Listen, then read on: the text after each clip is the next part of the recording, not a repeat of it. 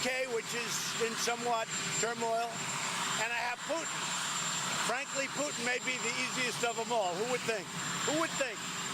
All righty, that was obviously President Trump today as he headed off to Europe for tomorrow's NATO summit in Brussels. Early next week, he'll be in Helsinki for a meeting with Russian President Vladimir Putin. And between those two meetings, he'll be in the UK for a state visit.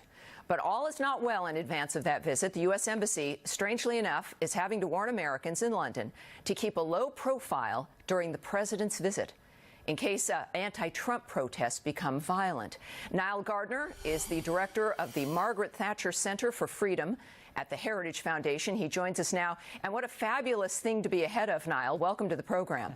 Well, thank you very much. It's great to be here. Thank you. Yeah, it's, Margaret Thatcher, of course, her history reminds us of the importance of England, the importance of the British people, obviously, our family. Really, what is going on there? We know Prime Minister May is in trouble, but why are Americans having to be warned in London, of all places? Can you give us some background here and what to expect? Yeah, I think firstly, this is a fairly sort of routine warning that the U.S. Embassy gives here in London with regard to potential large-scale protests. We've seen these warnings given actually for previous visits by U.S. presidents, in particular the visit by George W. Bush. But having said that, it is sad, of course, that you are going to see some large-scale protests on the streets of London. Some of those protests could potentially be violent.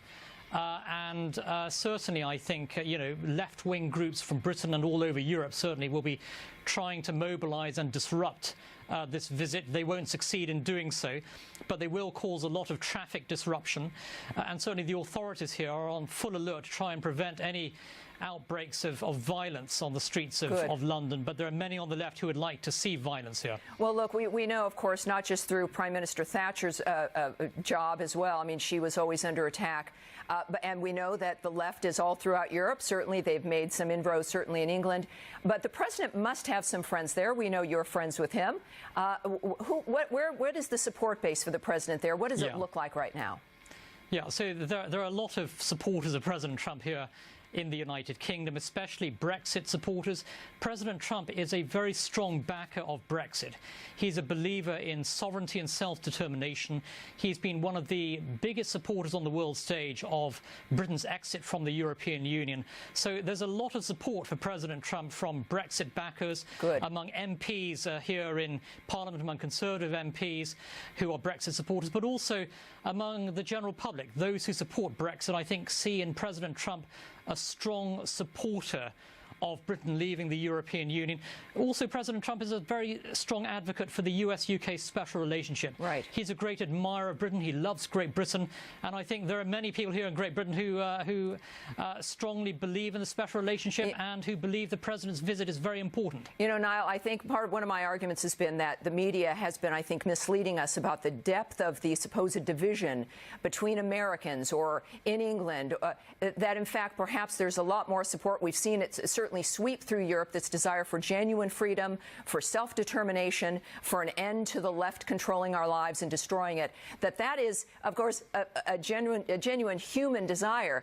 And I think the media is misrepresenting things in this regard. So when it comes to the alliance in general, your prime minister is in some trouble. We've seen, of course, issues regarding that and Boris Johnson. Where does the alliance politically stand for him at this point? Right. So firstly, I would say that the Anglo-American special relationship is very, very strong. The ties between London and Washington are extremely We think this will make it stronger. Do you expect this trip also to make it stronger? I mean, he really does make an impact when he visits. Absolutely, it will strengthen the special relationship. And I think certainly President Trump will be bringing with him a very bold, optimistic vision for Brexit. And he'll be encouraging Britain to basically handle the negotiations with the European Union with strength, resolve and conviction. So I do think the advice that he'll be giving to the British government will be very, very important advice, the right advice. After all, this is a British government in some turmoil. We've seen the resignation of 2 cabinet ministers over the last few days. And certainly I think that President Trump's message here in London will be a vitally important message at this time. And people will be surprised. They will be very charmed. They will realize he's a serious man, and I think that's going to make a huge difference for him and for us. Now, thank you so much for joining us and for that perspective. It's my pleasure. Thank you.